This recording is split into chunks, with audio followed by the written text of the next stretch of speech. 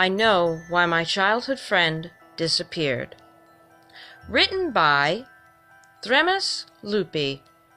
The original story can be found at www.creepypasta.com.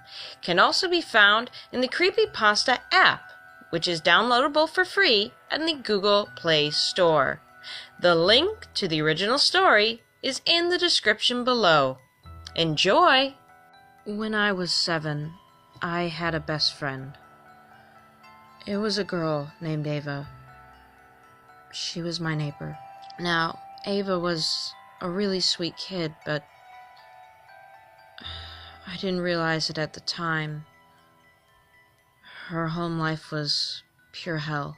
We would always hear her father screaming and breaking stuff, and I was too young to understand that stuff included Ava and her mom. My parents did what they could to relieve Ava of the burden that no kid should ever have to carry. But they were honestly just too afraid to meddle in too much. They were afraid that they would end up having something bad happen to our family, so it consisted of us inviting Ava over to eat afternoon snacks and meals nearly every day, and to give her some clothes since Ava didn't seem to have many clothes of her own. Being sheltered from the violence happening just next door, my childhood was pretty normal and even happy. My father worked an office job and my mother worked from home. My sister, Carly, would keep an eye on us. Carly was 12 at the time and would let me and Ava play in the woods behind our house, as long as there was daylight, of course. The year was 1998, and in a small town, life was simple. Me and Ava loved to play with my dolls, and Ava didn't have any. Gods. But we also loved to explore the forest and dig in the ground there. We would usually find bird bones and pennies buried shallowly. It was an unusually warm November afternoon right after Ava's 7th birthday. My family brought her a small cake the day before. I can't help but think it was our fault that she had a swollen, purplish face that day. I asked her what happened. I was so worried to see her like that. She said she fell down some stairs, but her mouth was so swollen and beaten up, it was hard to understand her. But I believed her, and accepted the answer, soon turning my attention to something else. I'm so sorry, Ava. Gods, I'm so sorry. We decided to use the warm day to birdwatch. I was pretty into it in the last few weeks, since my parents gave me some binoculars. It's for that reason we entered the forest a little deeper than usual. We found a beautiful nest of junco. It was full of chicks. I was focused on the birds when Ava had a distant, intrigued look on her face. Are you listening? What a beautiful song, Ava said. She was marveling at something, but I couldn't hear it, so I kind of just ignored her. After a few minutes, she started walking deeper into the woods, presumably trying to find the source of the beautiful song. I still couldn't hear anything but our footsteps crunching on the leaves on the ground and a distant chirping. I followed Ava without thinking. We walked for a few minutes when she stopped by this huge, majestic old tree. The light glowed in a different way there. I couldn't quite understand, but it was like the air was sprinkled with glitter. It was so peaceful. Ava was looking up in the tree leaves, awestruck. Then she frantically waved her hand like she saw someone she knew. I looked up too, and I saw a woman.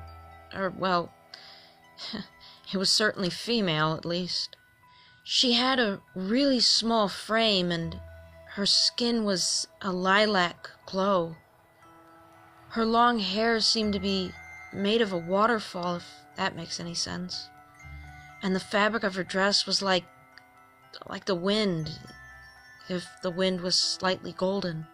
She descended from the tree and reached the ground with the softest landing. Her voice was... I can't describe it, but it echoed through my head. I'm sorry it took me so long to answer your prayers, Ava. The song I've been hearing at night, was that you? Ava asked gingerly. Yes.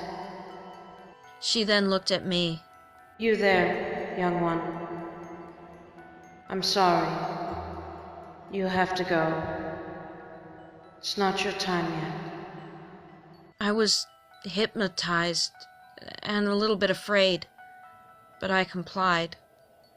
The way she talked was nothing but gentle, but she held this sense of authority. I left, and as I looked behind, Ava started to glow like her. Her hair seemed to be like a waterfall as well, and her worn clothes slowly turned to gold and air. When I got home, I went to my room and rehearsed what I was going to answer when people noticed Ava was gone. I was only 7 and really didn't understand a lot of things, but I knew that Ava wasn't going to be coming back, and that people would never believe me if I told them what I saw. That night, her father aggressively knocked on our door and demanded to know where she was.